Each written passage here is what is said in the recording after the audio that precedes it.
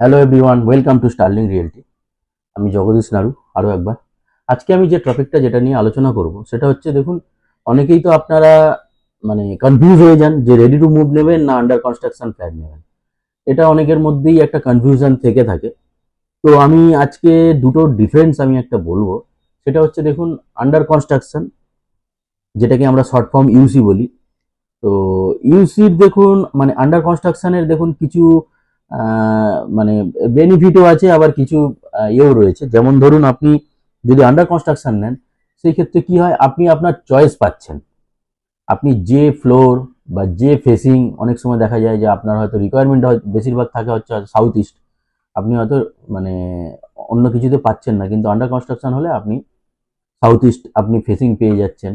আচ্ছা, সেকেন্ড হচ্ছে আপনার কি বলুন তো, আপনার লোনটাও আপনার পার্ট বাই পার্ট পেমেন্ট হয়, একসাথে আপনাকে দিতে হচ্ছে না। ঠিক আছে, এটার একটা রয়েছে। এবং আরও একটা জিনিস কি হয়, আপনি আন্ডার কনস্ট্রাকশন হলে কি হয়, আপনার ইন ফিউচারে আপনার সেটাকে রিসেল ভ্যালু আপনি ভালো পাবেন। তো এগুলো একটা ম্যাটার থাকে আর কি। আর রেডি টু মুভ যদি আপনারা যদি নেন, তো রেডি টু মুভ বেসিক্যালি দেখুন, যেটা হয় আর কি, সেটার ক্ষেত্রে আপনি চয়েস আপনার থাকছে না। আপনাকে যে ফ্লোর বা সেটা হয়তো আপনার হয়তো দেখা গেল কখনো কখনো মানে আপনার ইচ্ছে নেই, তাও হয়তো টপ ফ্লোর আপনাকে নিতে হচ্ছে, কারণ সেই লোকেশনে সেই বিল্ডিংয়েতে আর অন্য কোনো ফ্লোর ফাঁকা নেই। তো এটা একটা মেজর প্রবলেম একটা থেকে যায় আর কি। এবং দেখুন, আর একটা এর যেমন অ্যাডভান্টেজও থাকে, যেমন দেখুন, আপনি হয়তো রেডি টু মুভে হলে আপনি সঙ্গে সঙ্গে পজিশন পেয়ে যাচ্ছেন, আপনার লোন ডিসবার্স হতেও তাড়াতাড়ি হয়ে যায়। এবং লোন ডিসবার্স হয়ে যাওয়ার পরে আপনার রেজিস্ট্রির পরে আপনাকে চাবি হ্যান্ড ওভার করে দেওয়া হয়, আপনি সঙ্গে সঙ্গে থাকতে পারেন। ঠিক আছে।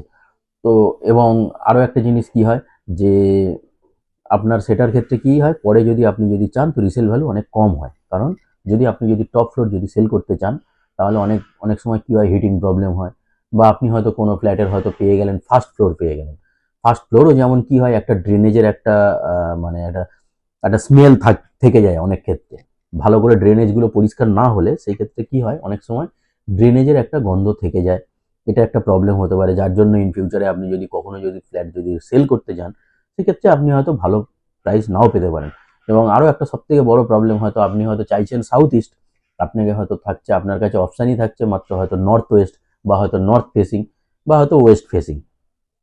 তো এই এই প্রবলেমগুলো থেকে থাকে আর কি। ঠিক আছে।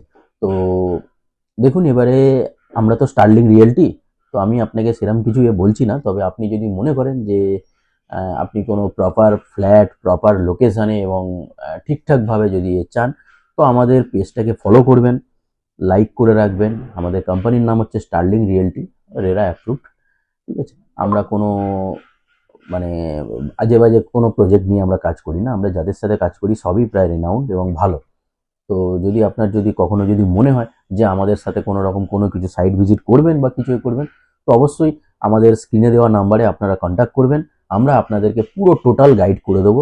এবং আরও একটা জিনিস বলি, যেটা হচ্ছে আমরা লোনের ব্যাপারটাও, লোনের যে এটা আপনার যে লোন লাগবে, সেটাও কিন্তু আমরাই দেখে দিই আর কি।